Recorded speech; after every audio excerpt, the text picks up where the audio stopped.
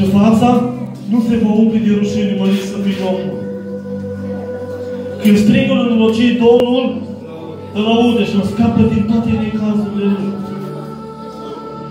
Vedem că ești Dumnezeu, ne va scăpa din necazurile noastre, din suferința noastră, Dumnezeu ne va scăpa. Dar cuvântul spune, dacă îți întorci privirile spre El, te luminezi și fața nu se va opri de rușine, mărit să fii Domnul. Dar dacă nu ești îndreptat spre Dumnezeu, vreau să spun, atunci Dumnezeu nu mai ascultă. Dumnezeu nu ce mai ascultă. Dumnezeu să se îndure de noi. Spune cuvântul, gustați și vedeți ce bun este Domnul. Fericit de omul care se încrede în El.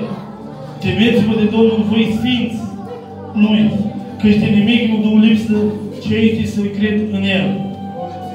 Puii de leu duc lipsă și de foame, dar cei ce caută pe Domnul nu duc lipsă de niciun bine. Veniți fiul și ascultați-mă, căci voi învăța frica de Domnul. Dumnezeu să ne ajute, pentru că aceasta este frica de Dumnezeu. Și amintea fratele nostru și știa el, și vreau să vă citesc să fiți atenți. Cred că dacă v-aș întreba și citi fratele nostru, cred că n-aș ști. Să ridici o mână sus. Cine știe și a citit fratele nostru? Deci dacă nu suntem atenți, venim în casa lui Dumnezeu și noi spunem că nu suntem atenți. Spune cuvântul că cine este omul care dorește viața și vrea să aibă parte de zile fericite. Ferește-ți limba de rău și buzele de cuvinte înșelătoare. Asta citea fratele nostru în această seară. Depărtează de rău și fă binele. Caută pașa și aleargă după ea.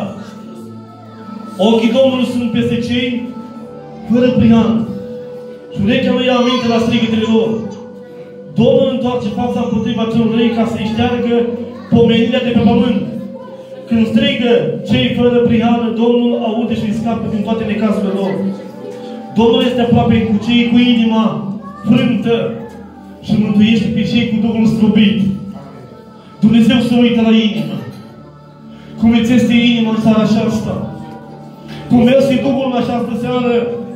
Dumnezeu la aceea privirea îndreptată spre acei oameni care sunt zdrobiți, care au Duhul mâgnit după Dumnezeu, slăvit să fie Domnul.